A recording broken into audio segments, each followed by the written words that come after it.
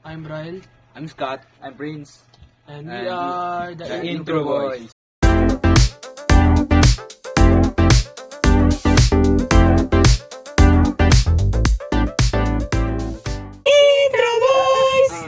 Ito guys, may tanong ko sa inyong dalawa. ano yan? May experience ba kayo sa single parent? Yeah, meron. Ikaw ba, Bray? Mga 2 years na, yeah. Experience ko 2 years. Ay, ikaw, Prince. Ako kasi personally matagal na eh. Kasi ako, wala kasi akong experience talaga dyan. And gusto ko lang din maintindihan kung mahirap pa magkaroon ng single parent. Sobrang hirap. Lalo na pag Sila na lang mag-aalaga sa atin. Pero mo sila na yung nanay at tatay din natin sa isang tao. na ako.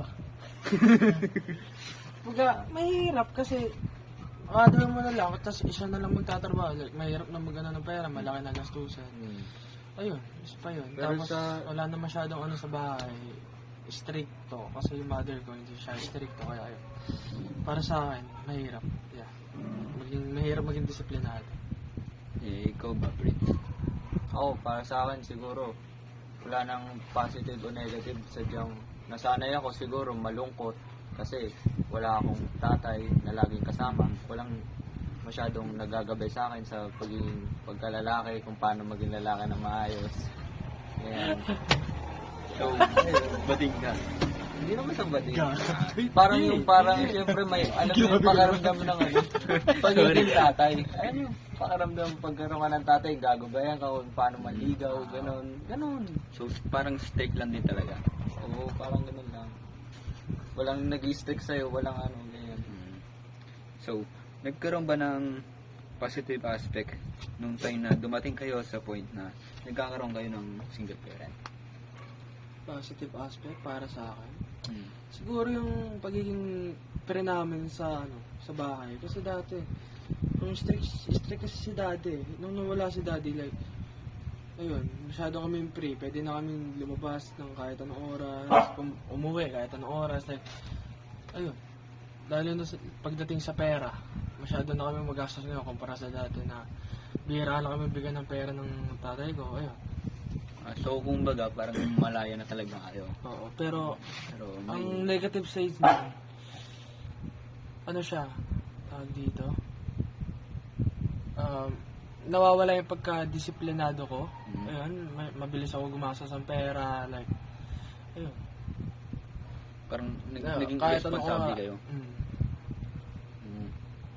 Ikaw ba, Prince?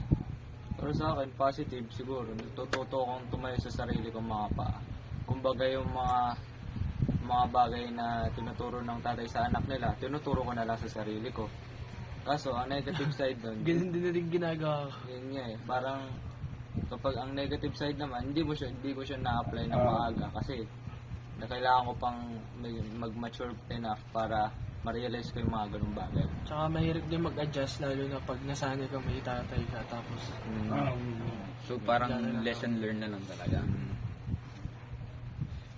And, ano bang advice ang pwede nyong maibigay para ma-maintain nyo yung strong bond ng pamilya? pag maging pasaway, lahat mo sa magulang, like, hanggat may pagkakataon, tulungan nyo yung nanay nyo and huwag nyo papabayaan. Ikaw, sir, anong maibibigay mong advice? Halos parehas lang, parang mahalin mo yung magulang mo habang nandiyan pa sila. Alagaan mo, dapat lagi mo pa rin silang pinapasaya kahit pinapalo ka na nila. Intindihin mo pa rin lagi kasi yung mga nanay natin di naman sila Gen Z, di ba? Kahit minsan nagtatampo tayo sa kanila kasi di nila tayo maintindihan. Kailangan bilang mga anak, syempre, intindihin natin. Ikaw ba, Scott? Ano bang ma-advise mo? Ayun nga, tulad nga ng sabi nyo, parang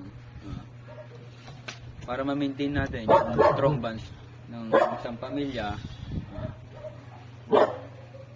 mahalin natin yung isang pamilya natin, yung magulang natin, Nakasan dyan sila. dalasan natin yung Time nila. yung quality time natin sa kanila. Yun. Sulitin na lang natin yung buong buhay natin kasi tagal. Mawawala rin yan. Grabe, gusto makawala. Reality, pre. Sa bagay. Pero, ayun na nga. Ano, may tanong ka pa ba? So, wala na. Ayun na lang. Wala na. Wala. So, ayun na guys. Ayun na guys. Yan pala yung mga tanong. At We're kami the ang Intro Boys.